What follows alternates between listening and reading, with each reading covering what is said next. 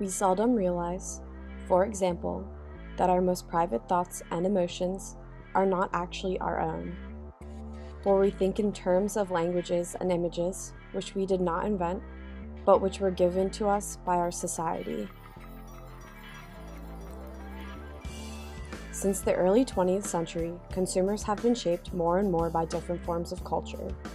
The culture industry, as initially defined by critical theorists Max Horkheimer and Theodor Adorno, signifies the process of the industrialization of mass-produced culture and the commercial imperatives that drive the system.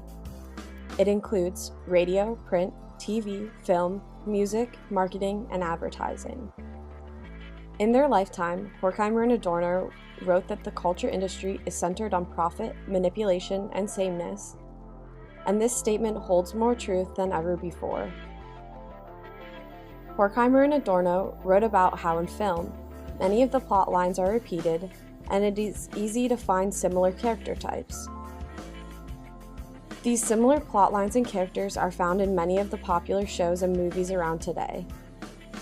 The same can be said for music, as many popular songs have similar lyrics and beats, and with the explosion of the internet, remixing has become prevalent.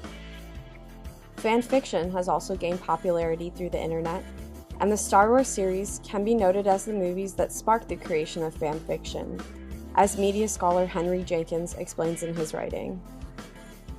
Star Wars was able to gain so much popularity due to the fact that it dominated so many areas of entertainment consumption. Even those who have not watched the movies are able to recognize the characters due to their occurrence everywhere. A big issue with fan fiction is that media conglomerates attempt to control the ability for producers of fan fiction to make a profit off of their work, claiming that the creators of fan fiction are simply just reproducing aspects of the initial work. While fan fiction may open a new realm of participatory culture, it just adds to the culture industry's reproduction of sameness. Those who create fan fiction are taking several aspects of the original work, whether it is the characters, storyline, or setting, and then adding some unique aspect to it.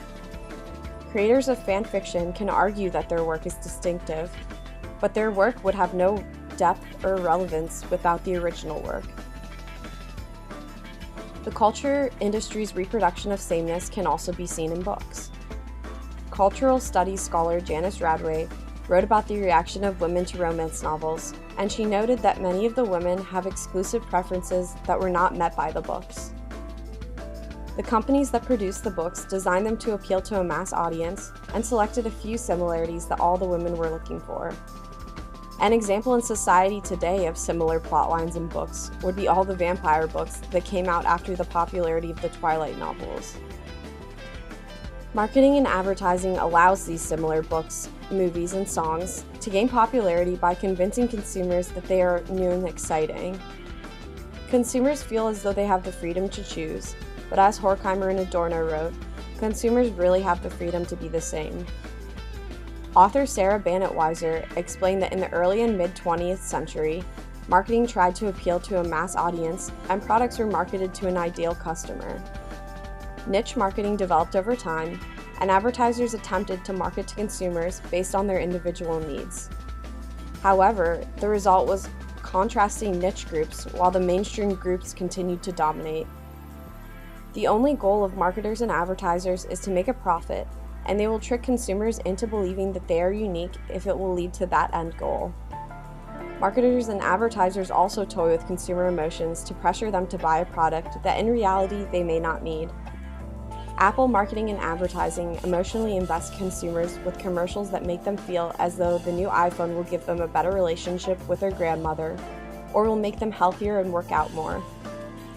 The reality of it is that they are selling almost the exact same product that they released less than a year before, but through their coercion, they are able to make consumers feel like it is new and special.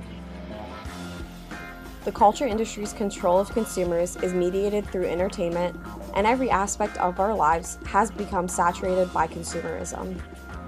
Even holidays that used to be centered around spending time with your loved ones and appreciating what you have are becoming focused solely on buying gifts. As society continues to advance, consumerism will control our lives even more, and the culture industry will continue to manipulate consumers by reproducing sameness in order to make a profit.